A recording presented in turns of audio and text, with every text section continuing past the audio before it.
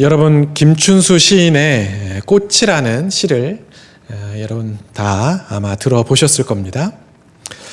내가 그의 이름을 불러주기 전에는 그는 다만 하나의 몸짓에 지나지 않았다. 내가 그의 이름을 불러주었을 때 그는 나에게로 와서 꽃이 되었다. 이렇게 시작하는 시입니다. 뒷부분은 나중에 제가 알려드릴게요. 여러분, 이 시는 우리가 누군가의 이름을 부른다는 것이 그 사람과의 그 관계에 있어서 얼마나 중요한 의미를 갖는지 거기에 대해서 노래하는 그런 시라고 할 수 있습니다. 여러분, 우리가 누군가를 부를 때 아줌마, 아저씨, 또 뭐 저기요 이렇게 부르는 경우들이 있죠. 주로 어떨 때 그래요? 내가 그 사람이 누군지를 잘 모르거나 그 사람과 내가 별로 어떤 특별한 사이가 아닐 때, 그럴 때 우리는 아저씨, 아줌마 뭐 이렇게 호칭을 부릅니다. 하지만 내가 아는 사람, 그리고 나와 어떤 관계가 있는 사람, 그런 사람을 우리가 부를 때에는 아무개 씨 또는 아무개 님 또는 누구 엄마, 누구 아빠 이렇게 이름을 붙여서 그 사람을 부르게 되죠. 이처럼 이름을 부른다는 것, 그것은 그만큼 나와 어떤 관계가 있는, 그리고 어떤 특별한 교제나 그 이전에 어떤 사귐이 있었던 그런 사람이라는 걸 보여주는 거예요. 그런데 똑같이 이름을 부르더라도 어떤 이름을 부르는가에 따라서 그 느낌과 의미가 굉장히 달라지는 것을 우리는 볼 수 있습니다. 여러분, 제 이름은 아버지께서 지어주신 이름이에요. 원래 출생 신고를 하기 전에 들고 갔던 이름은 저희 할아버지께서 지어주신 이름이었는데, 저희 할아버지는 이름을 짓는데 아주 특별한 은사가 있는 분이세요. 그래서 제가 음력으로 7월 7일에 태어났는데 그 자리에서 영감을 받으셔가지고 제 이름을 칠석이라고 지었대요. 그래서 저희 아버지가 송칠석이라는 이름 3글자를 들고 출생신고를 하러 갔다가 도저히 이 이름을 쓸 수가 없어서 제 이름을 지금의 이름으로 바꿔서 이렇게 신고를 했다는, 저에게는 너무나 감동적인 이야기입니다. 그런데 할아버지는 평소에 제 이름을 부를 때 제 이름을 그냥 부르시지 않고 뭐라고 부르셨냐면 대통아 이렇게 부르셨어요. 왜 대통아라고 부르셨는지 아세요? 커서 대통령 되라고, 훌륭한 사람 되라고 그렇게 대통아 이렇게 부르셨습니다. 제가 초등학교 올라가니까 친구들이 제 이름보다 별명을 이제 자주 불러요. 아무래도 제가 송씨니까 어떤 별명을 불렀겠어요? 송아지, 송사리, 송충이, 주로 이런 별명을 아이들이 이제 부르는 거예요. 대학에 들어가고 나서 이제 본격적으로 사역을 시작하니까 사람들이 그때는 저를 전도사님이라고 불러요. 전도사님이라고 저를 부르니까 뭔가 행동거지를 좀 조심해야 될 것 같고, 그래도 뭔가 거기에 맞는 그런 어떤 행동을 해야 될 것 같은 그런 느낌을 받았습니다. 대학교를 다니니까 후배들이 누구누구 오빠, 또 누구누구 형, 그리고 누구누구 야 이렇게 불러요. 그러니까 후배나 선배나 또는 동기들이 그렇게 제 이름을 부르면 굉장히 마음이 편안해지고 그냥 허물없이 대화를 하게 됩니다. 목사 안수를 받으니까 사람들이 이제 목사님 하고 불러요. 전도사님 때보다 뭔가 더 품위가 있어야 될 것 같고, 또 말하는 거나 행동하는 것에 있어서 더 조심스러워지기도 했습니다. 결혼을 하고 아이가 생기니까 아이들은 저를 아빠라고 불러요. 아빠라는 그 이름을 들으면, 그 호칭을 들으면 내가 이 아이들에게 정말 아빠답게 뭔가 사랑해주고 잘 아껴줘야겠다라는 또 그런 마음이 들어요. 아이를 낳게 되니까 친지들은 저를 또 누구누구 아빠 이렇게 또 부릅니다. 저를 부르는 호칭이 상황에 따라서, 그리고 그 사람과의 관계에 따라서 이렇게 달라지는 것을 경험하게 돼요. 그리고 그렇게 사람들이 저를 부르는 그 호칭에 따라서 저의 마음가짐도 달라지고 태도도 역시 달라지는 것을 경험하게 됩니다. 여러분, 성경에 보면 하나님의 이름이 굉장히 많이 등장하는 걸 볼 수 있어요. 오늘 본문에도 나오지만 스스로 존재하시는 분이라는 의미의 야훼가 있습니다. 여호와라고도 우리가 그렇게 이야기하죠. 그리고 또 여러분들이 너무나 잘 아시는 여호와 이레가 있어요. 여호와께서 준비하신다라는 뜻입니다. 여호와 니시, 여호와는 나의 깃발이라는 뜻이죠. 또 여호와 샬롬, 평강의 하나님이라는 뜻입니다. 그리고 몸이 편찮으신 분들, 또 어딘가 뭔가 좀 아프신 분들, 이런 분들이 가장 좋아하는 이름, 여호와 라파, 치료하시는 하나님이라는 그런 이름이 또 있어요. 여러분, 이 외에도 여러분 들어보신 적이 별로 없으시겠지만 여호와 차바오트, 만군의 하나님, 또 여호와 치드케누, 의로우신 하나님, 또 여호와 로이, 하나님은 나의 목자, 또 아도나이, 주님이라는 뜻의 그런 이름도 있습니다. 여러분, 그런데 이런 이름들은 사람들이 그냥 자기 기분이나 감정에 따라서 무슨 별명을 붙이듯이 그렇게 붙인 그런 이름이 아닙니다. 이스라엘의 역사 속에서 하나님께서 이스라엘 백성들에게 보여주신 어떤 사건들, 그리고 어떤 특별한 경험들을 통해서 그들이 마치 신앙 고백과 같이 부른 그런 하나님의 이름들이에요. 다시 말하면 그 이름들마다 하나님에 대한 그들의 신앙 고백이 담겨 있고 그들의 믿음이 담겨 있다라고 볼 수가 있다는 거죠. 그래서 하나님의 이름은 그 어느 것 하나도 우리가 소홀히 여겨서는 안 되는 너무나 중요한 이름들이라고 할 수가 있습니다. 그 이름 하나하나를 통해서 우리가 그 하나님에 대해서 더 구체적으로 알 수 있고 또 그 이름대로 우리의 삶에 역사하시는 하나님을 경험할 수 있기 때문이에요. 여러분, 오늘 본문에도 보면 하나님께서 모세에게 자신의 이름을 드러내시는 그런 장면이 나옵니다. 바로의 방해, 그리고 이스라엘 백성들이 바로에게 비난을 퍼붓는 그 상황에서 마음이 상하고 낙심해 있는 그 모세에게 하나님께서 직접 알려주신 이름, 오늘 본문 2절 말씀에 보면 나옵니다. 내가 아브라함과 이삭과 야곱에게 전능의 하나님으로 나타났으나 나의 이름을 여호와로는 그들에게 알리지 아니하였고. 하나님은 지금 모세에게 나는 전능의 하나님이라고 말씀하세요. 히브리어로는 엘샤다이라고 그렇게 말합니다. 여러분, 전능하신 하나님은 어떤 분이세요? 말 그대로 이 세상에 존재하는 그 어떠한 것보다도 우월하신 분, 이 세상의 모든 것을 다 초월하시는 분, 영원부터 영원까지 계시는 그 위대하신 분, 그분을 바로 전능하신 하나님이라고 우리는 그렇게 말합니다. 이 세상에 그 어떤 존재와도 비교할 수 없는 분이고 또 이 세상에 존재하는 모든 자연 법칙이나 원리나 질서를 완전히 초월해서 하나님 마음대로 일하실 수 있는 분. 요즘 유행하는 말로 무엇을 상상하든 그 이상이라는 그런 의미예요. 바로라는 두려운 존재 앞에서 지금 완전히 기가 죽어서 낙심하고 있던 그 모세에게 그렇게 강해 보이는 바로라고 할지라도 네가 보기에 절대로 무너지지 않을 것 같은 그런 애굽의 왕이라 할지라도 나에게는 비할 수 없다. 나는 그 모든 왕들을, 모든 나라들을 넉넉히 이길 수 있는 전능한 자다라고 말씀하고 계시는 거예요. 여러분, 그렇다면 이 전능하신 하나님은 구체적으로는 어떤 분일까요? 오늘 본문에 아주 자세히 나오고 있습니다. 전능하신 하나님은 우리의 모든 상황과 형편을 아시는 하나님이세요. 오늘 본문 5절 말씀입니다.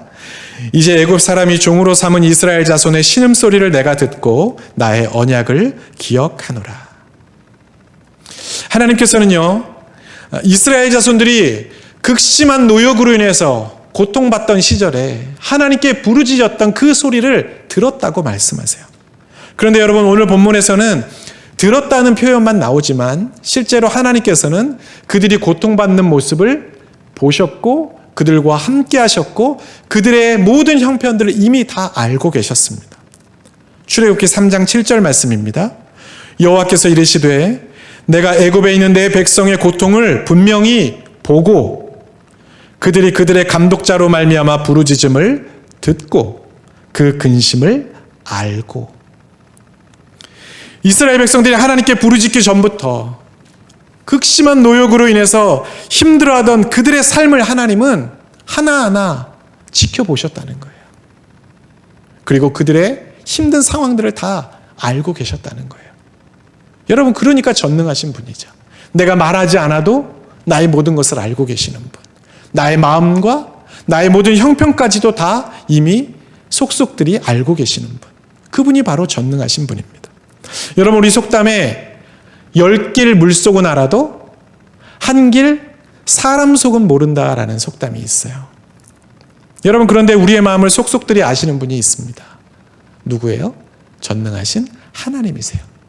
사도 바울은 로마서 8장에서 이 하나님을 뭐라고 표현하냐면 마음을 감찰하시는 분이다, 이렇게 표현하고 있어요. 우리의 마음 모든 것을 다 속속들이 다 살펴보시는 분이다, 이렇게 표현하는 거예요.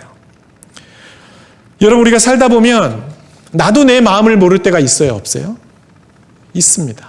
내 기분이 지금 왜 이렇지? 내가 지금 왜 이런 생각을 하는 거지? 여러분, 모를 때가 있어요. 하지만 우리를 창조하신 하나님은 우리의 마음을 속속들이 다 알고 계세요. 심지어 누가복음 12장 7절에 보면 주님은 우리의 머리털까지도 다 세고 계신다라고 말씀하십니다.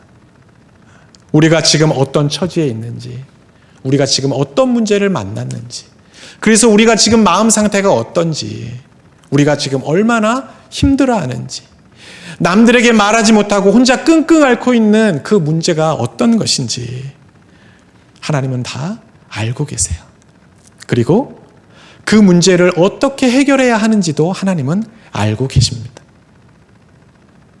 그래서 하나님은 지금 그 방법대로 이스라엘 백성들을 이끌어가고 계세요.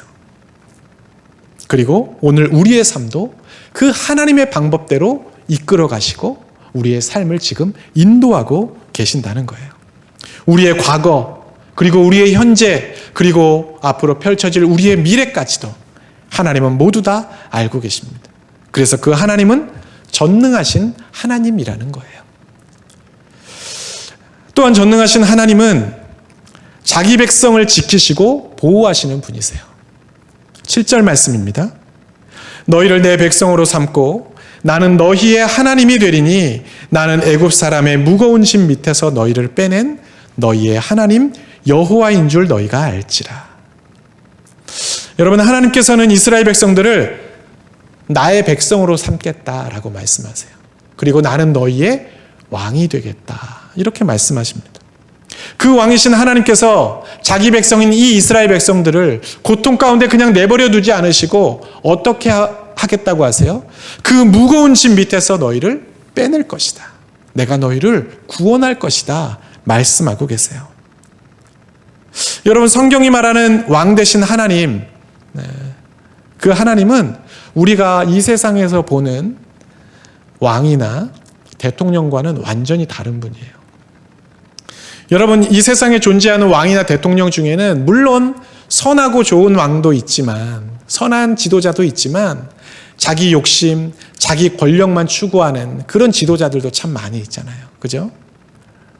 그런데 성경이 말하는 왕 되신 하나님은 우리를 언제나 선하게 다스리시고 통치하시는 분이세요. 하나님은 자기 백성에게 힘을 주시겠다고 약속하시고 자기 백성을 언제나 평강의 길로 인도하시겠다고 말씀하십니다. 시편 29편 11절 말씀이에요. 여호와께서 자기 백성에게 힘을 주시며 여호와께서 자기 백성에게 평강의 복을 주시리로다. 하나님은 하나님의 욕심대로, 하나님의 생각대로 우리를 막 이용하시고 그래서 우리 실컷 이용하고 우리를 버리는 그런 분이 아니라는 거예요. 또한 하나님은 자기 백성을 버리지 않으시고 끝까지 지키시고 보호하시는 분이세요. 시편 94편 14절 말씀. 여호와께서는 자기 백성을 버리지 아니하시며 자기의 소유를 외면하지 아니하시리로다. 여러분, 이 외에도 우리가 성경을 찾아보면 하나님이 우리의 왕이 되시는데 그 왕 되신 하나님이 우리를 어떻게 인도하시는지 너무나 많은 구절들이 나와요. 그런데 그 말씀들을 다 읽어보면 너무나 분명한 건요, 어떠한 상황에서도 하나님은 자기 백성을 끝까지 책임지겠다고, 선한 길로 인도하겠다고, 그들에게 복을 주겠다고 말씀하고 계신다는 겁니다. 또한 전능하신 하나님은 반드시 약속을 지키는 분이십니다. 오늘 말씀 8절입니다. 내가 아브라함과 이삭과 야곱에게 주기로 맹세한 땅으로 너희를 인도하고 그 땅을 너희에게 주어 기업을 삼게 하리라. 나는 여호와라 하셨다 하라. 여러분, 하나님은 아브라함과 이삭과 야곱에게 약속하신 대로 내가 반드시 그 약속을 지키겠다라고 말씀하세요. 어떠한 방해와 공격에도 그 누가 내 앞을 가로막아도 나는 그것을 넉넉히 이겨내고 마침내 약속한 그것대로 반드시 이를 이루겠다 말씀하시는 분. 여러분, 전능한 분이 아니고서는 그렇게 호언장담을 할 수는 없습니다. 여러분, 세상에 그 어떤 사람도요, 자기가 약속한 것을 다 지킬 수 있는 사람은 없어요. 여러분, 우리가 5년에 한 번씩 대통령 선거를 하잖아요. 그죠? 그 대통령 선거에 보면 많은 후보들이 저는 이런 대통령 되겠습니다. 저는 이렇게 나라를 이끌겠습니다. 수많은 공약들을 이야기하지만 여러분, 그 공약들 다 지켜요? 다 지키기는커녕 몇 개 지키는 것도 어렵습니다. 지금 이 세상에 어떻게 보면 가장 강력한 힘을 가진, 권력을 가진 사람이 저 미국의 대통령이라고도 그렇게 할 수 있는데, 여러분, 미국 대통령이 자기가 말한 거 다 지키나요? 다 지킬 수 없어요. 왜요? 느닷없이 전쟁이 터지기도 하고, 느닷없이 자연재해가 일어나기도 하고, 생각지 못한 경제 불안과 공황이 올 수도 있기 때문이에요. 이 세상 그 누구도 자기가 약속한 것을 지킬 수 있는 사람은 없습니다. 하지만 하나님께서는 약속한 것은 반드시 지키겠다고 하십니다. 그리고 나는 반드시 그것을 이룬다고 하십니다. 여러분, 그러니 그 하나님은 전능하신 분이죠. 불가능한 것이 없다는 거잖아요. 지금 모세와 이스라엘 백성들이 그 바로 앞에서 잔뜩 위축이 돼서 우리는 못하겠다고, 하나님 왜 이러시냐고 하나님을 원망하고 주저앉아 있을 때에도 어떻게든 그들을 다시금 일으켜 세워서 애굽을 떠나 가나안 땅까지 그들을 인도하시려고 하는 이유도 바로 그거예요. 나는 약속을 지키는 하나님, 전능한 자다라는 것을 보여주시기 위한 것이라는 사실입니다.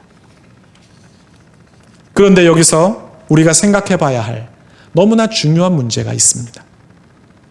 하나님께서 아무리 나는 엘샤다이 전능한 하나님이다 라고 우리에게 가르쳐 주셔도 백성들이 그 말을 믿지 않았다는 거예요. 오늘 말씀 9절 한번 볼까요?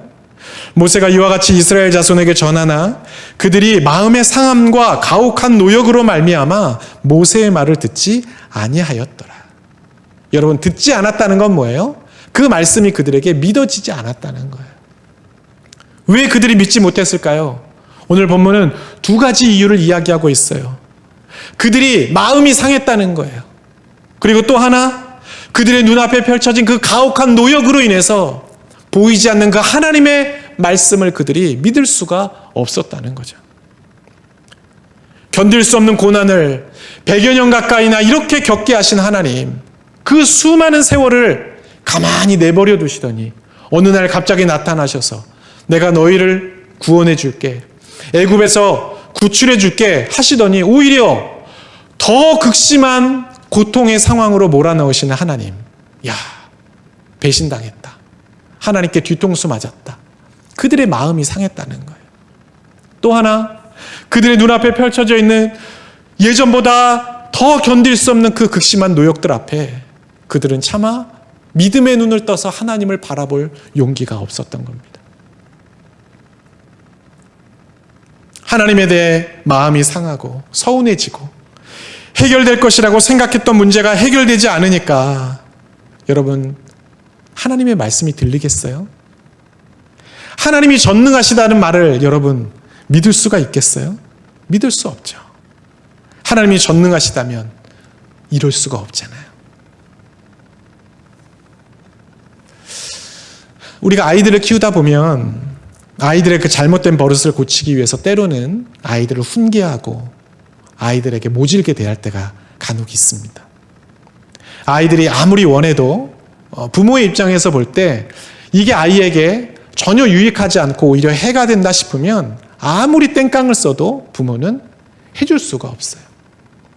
반대로 아이는 너무나 싫어하지만 이게 꼭 아이의 정서와 또 교육과 성장을 위해, 인격과 믿음을 위해 꼭 필요하다면 어떻게 해서든지 아이에게 그것을 하도록 강요하기도 하죠.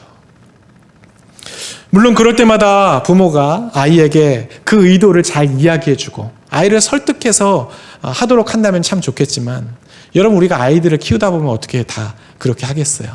때로는 지들이 다 크면 알겠지 생각하고 그냥 다짜고짜 그렇게 행동할 때가 있습니다. 하지만 아이들은 부모의 그 마음, 부모의 의도를 다 이해할 수 없으니까 아이들은 부모 때문에 마음이 상해요. 속상하죠. 그래서 마음에 서운함이 생기고 부모의 말을 듣고 싶지 않을 때가 생겨요. 어떤 아이들은 우리 엄마는 날 사랑하지 않아. 우리 엄마 아닌가 봐. 우리 아빠는 날 별로 좋아하지 않아. 이런 생각을 하는 자녀들도 있습니다. 저도 예전에 무슨 일 때문에 저희 큰아이를 한번 혼낸 적이 있어요. 근데 이 아이가 막 울더라고요. 그래서 그 우는 모습을 보면서 또 마음이 아파서 다시 불러가지고 눈물을 닦아주고 안아주면서 아빠가 이러이런 이유 때문에 너에게 그렇게 한 거다 설명해주면서, 그래도 아빠가 너 사랑하는 거 알지? 했더니 저희 아들이 모르겠대요. 자기는 모르겠다고. 아빠가 너무 화를 내서 아빠가 나를 사랑하지 않는 것 같다고 그렇게 이야기를 하는 거예요. 그 말을 듣는데 이 아이가 얼마나 마음이 상했을까 싶은 마음에 제가 속이 상하면서도 또 한편으로는 제 마음을 몰라주니까 또 서운함도 또 있더라고요. 여러분, 그런데 아이가 그 서운한 마음 때문에 우리 아빠 아니야, 아빠는 나 사랑하지 않아 한다고 해서 제가 아빠가 아니에요? 여전히 저는 그 아이의 아빠인 겁니다. 제가 아이를 사랑하지 않는 게 아니죠. 여전히 아이를 사랑합니다. 아이가 아무리 믿지 않아도 내가 아이의 아빠라는 것, 내가 아이를 사랑하고 있다는 것은 변하지 않는 사실이에요. 내가 믿지 않고 인정하지 않을 뿐이지 그 사실은 변하지 않는다는 겁니다. 여러분, 마찬가지예요. 내가 원하는 걸 해주셔야만 전능한 하나님이고 내가 원하는 걸 해주지 않으면 하나님이 무능력하세요가 아니에요. 하나님은 나의 느낌, 나의 믿음, 나의 섭섭함, 이런 것과 상관없이 여전히 하나님은 전능하신 분인 것입니다. 우리가 해야 할 것은 그 전능하신 하나님을 의심하고 부인하는 것이 아니라 하나님의 전능하심을 믿음으로 고백하고 선포하는 것입니다. 자녀가 아무리 속이 상하고 서운하더라도 그래도 아빠가 나를 사랑한다는 것, 엄마가 나의 엄마라는 것을 인정하고 그 관계를 지속해야 앞으로도 사랑을 받을 수 있고 부모의 보호 아래 있을 수 있어요. 내가 속상하다고 해서 관계를 부인하고 의심하기 시작하면 부모와 자녀의 관계는 금이 가기 시작합니다. 그리고 그렇게 금이 가면 서먹해지고 결국 관계가 끊어져 버리게 되고 맙니다. 더 이상 부모가 아이를 도와주고 싶어도 보호해주고 싶어도 아이는 거기에서 벗어나 버리게 되는 것이죠. 섭섭한 게 있고 내 문제를 해결해 주시지 않아서 하나님께 뭔가 마음에 불만이 있다고 해도 우리가 하나님의 존재를 부인하고 하나님의 전능하심을 인정하지 않으면 하나님과의 관계는 깨어지고, 그렇게 관계가 깨어지기 시작하면 우리를 향한 하나님의 역사마저 중단되고 만다는 것입니다. 하나님은 우리의 고백과 상관없이 여전히 전능하시지만 우리가 그 하나님을 전능한 분으로 고백하지 않으면, 믿지 않으면 관계는 깨지고 하나님은 우리의 삶에 더 이상 역사하실 수가 없다는 거예요. 앞에서 제가 말씀드린 꽃이라는 시에서 시인은 내가 그의 이름을 불러주었을 때 그는 나에게 와서 꽃이 되었다라고 말합니다. 여기서 중요한 것은 내가 그의 이름을 불렀을 때 나에게 의미 있는 존재가 되었다는 거예요. 여러분, 내가 부르지 않았다고 해서 꽃이 돌덩이가 되는 건 아니에요. 꽃은 여전히 꽃입니다. 내가 엘샤다이, 전능하신 하나님을 부르지 않는다고 해서 하나님이 무능력하고 하나님이 보잘것없는 존재인 게 아니에요. 내가 아무리 부인해도 하나님은 여전히 우리의 모든 것을 아시고 우리를 보호하시고 지키시고 우리에게 약속한 모든 것을 다 능히 성취하시는, 반드시 이루어주시는 전능하신 분이세요. 믿어지지 않는다고 해서 부인하고 응답해 주시지 않는다고 해서 전능하신 하나님을 인정하지 않으면 나와 상관없는 하나님이 되는 것입니다. 하나님과의 관계가 그렇게 끊어지는 순간 더 이상 응답의 역사도 구원의 역사도 우리는 기대할 수 없게 돼요. 우리가 전능하신 하나님의 이름을 부른다는 것이 그래서 그만큼 중요한 것입니다. 여러분, 신앙생활을 하다 보면 믿음이 충만하고 하나님의 살아계심이 너무나 확실하게 믿어질 때가 있어요. 하지만 반대로 믿음이 흔들릴 때가 있고 하나님에 대해서 서운함과 또 내 마음에 하나님의 존재에 대한 의심이 싹트기 시작할 때도 분명히 있습니다.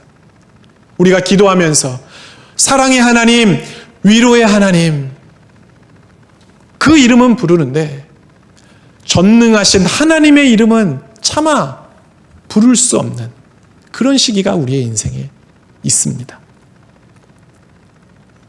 힘들고 어려운 인생이 좀처럼 나아지지 않고 내가 오랫동안 간절히 기도했던 기도의 제목이 응답되지 않을 때 우리의 입술에서 하나님은 전능하십니다라는 고백이 잘 나오지 않아요. 그저 하나님 저를 위로해 주세요. 하나님 저를 사랑하심을 믿어요. 이 정도 수준에서 결국 머무르고 말아요. 하지만 아무리 믿어지지 않는 순간이 오더라도 엘샤다이, 전능하신 그 하나님의 이름을 우리는 부를 수 있어야 합니다. 나의 마음이나 형편과 상관없이 하나님은 여전히 전능하신 분이라는 것, 여러분, 그것은 변하지 않는 사실이기 때문입니다. 내가 믿고 안 믿고와 상관없이 전능하신 하나님은 여전히 우리의 삶에 살아 역사하시고 우리와 동행하고 계십니다. 우리가 다시 믿음을 가지고 전능하신 하나님의 이름을 부를 수만 있다면 우리의 모든 것을 아시고 우리를 언제나 지키시고 보호하시고 다스리시고 마침내 약속을 이루시는 그 전능하신 하나님의 위대한 역사가 우리의 삶에 펼쳐지게 될 것입니다. 김춘수 시인의 꽃이라는 시에 이런 구절이 나와요. 내가 그의 이름을 불러준 것처럼 나의 이 빛깔과 향기에 알맞은 누가 나의 이름을 불러다오. 그에게로 가서 나도 그의 꽃이 되고 싶다. 여러분, 주님은 오늘 말씀하십니다. 엘샤다이, 나의 이 전능함에 알맞은 누가 나의 이 이름을 좀 불러다오. 그에게로 가서 나도 그의 전능한 하나님이 되고 싶다. 주님의 이 간절한 요청에 응답하셔서 전능하신 하나님의 놀라운 은혜를 경험하며 살아가는 여러분 모두가 되시기를 주님의 이름으로 축복합니다. 아멘. 기도하겠습니다. 전능하신 하나님, 주님이 우리에게 때를 따라 위로를 주시고 평안을 주신다는 것은 믿어지는데 어찌된 일인지 전능하신 분이라는 것은 자꾸 잊어버리게 되고 우리의 기억 속에서 사라지고 있습니다. 아마도 우리의 삶에 해결되지 않는 문제들이 너무 많고 이해되지 않는 일들이 많기에 하나님이 전능하시다는 그 사실이 잘 믿어지지 않고 고백되지 않는 것 같습니다. 하지만 우리의 지혜가 부족하고 우리의 믿음이 연약해서 하나님이 일하시는 것을 바라보지 못하고 깨닫지 못할 뿐이지 하나님은 여전히 이 세상을 다스리시고 통치하시는 이 세상 누구보다 강하고 위대한 전능하신 하나님인 것을 이 시간 다시 한번 고백합니다. 우리가 어떤 이름을 부르느냐에 따라 그렇게 행하실 하나님을 기대하며 이제는 우리의 삶에서 전능하신 하나님을 기억하고 고백하는 삶이 되게 하여 주옵소서. 눈에 보이는 답답한 현실대로 하나님을 부르는 것 아니라 믿음의 눈을 열어 주님을 부르고 주님께 나아가는 성숙한 믿음의 사람들이 되게 하여 주옵소서. 엘샤다이, 누가 나의 이 이름을 불러다오 말씀하시는 주님의 음성 앞에 주님은 전능하십니다. 주님은 위대하십니다. 찬양하고 선포할 수 있는 믿음의 사람들이 되게 하셔서 우리의 고백대로 우리의 삶에 그 위대한 일을 행하시는 전능하신 하나님을 날마다 경험하는 우리 모두가 되게 하여 주옵소서. 예수님의 이름으로 간절히 기도하옵나이다. 아멘.